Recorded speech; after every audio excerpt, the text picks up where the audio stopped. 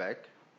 এই ভিডিওতে আমরা দেখব যে কিভাবে জ্যাম সার্ভারটাকে ইনস্টল করতে হয়। আমরা পূর্বের ভিডিওতে দেখলাম যে কিভাবে ডাউনলোড দিতে হয়।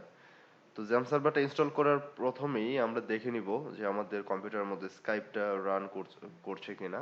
ওই যে কারণ হচ্ছে স্কাইপ আপনার উইন্ডোজের যে পোর্ট ইউজ করে ডিফল্ট ভাবে ওই পোর্টটাই জ্যাম সার্ভার ইউজ করে। সেক্ষেত্রে যদি আপনার স্কাইপটা ওপেন থাকে বা আপনার লগ ইন করা থাকে তাহলে জ্যাম সার্ভার অনেক সময় প্রবলেম করে। সো এই বিষয়টা আমরা মাথায় রেখে প্রথমতই স্কাইপটাকে আনইনস্টল করে ফেলবো।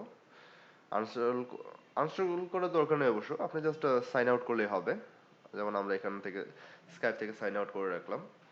এখন আমরা এটার মধ্যে জ্যাম সার্ভারটাকে ইনস্টল করব।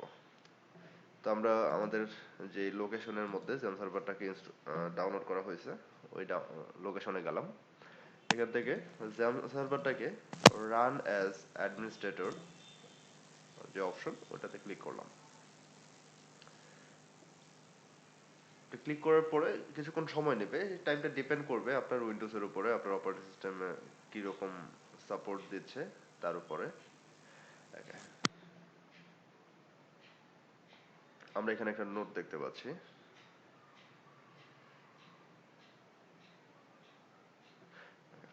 তো আমরা এটাকে ওকে দিয়ে দিলাম যে প্রবলেমটা আছে।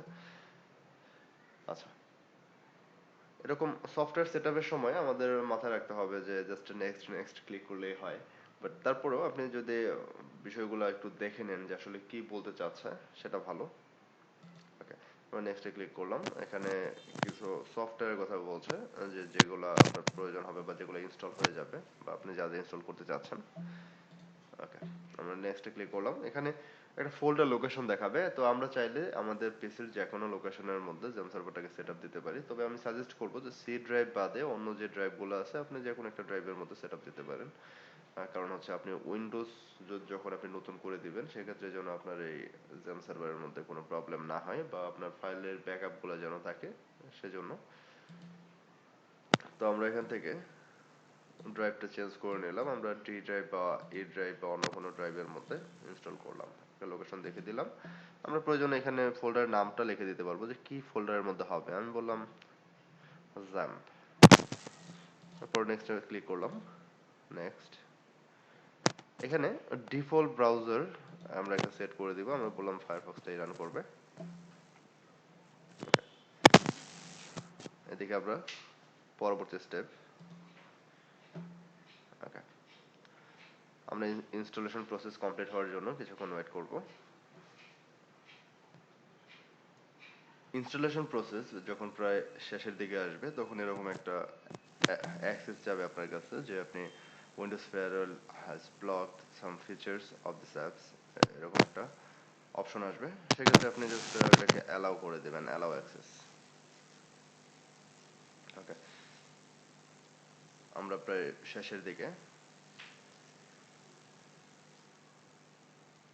আমরা কিছুক্ষণ ওয়েট করব।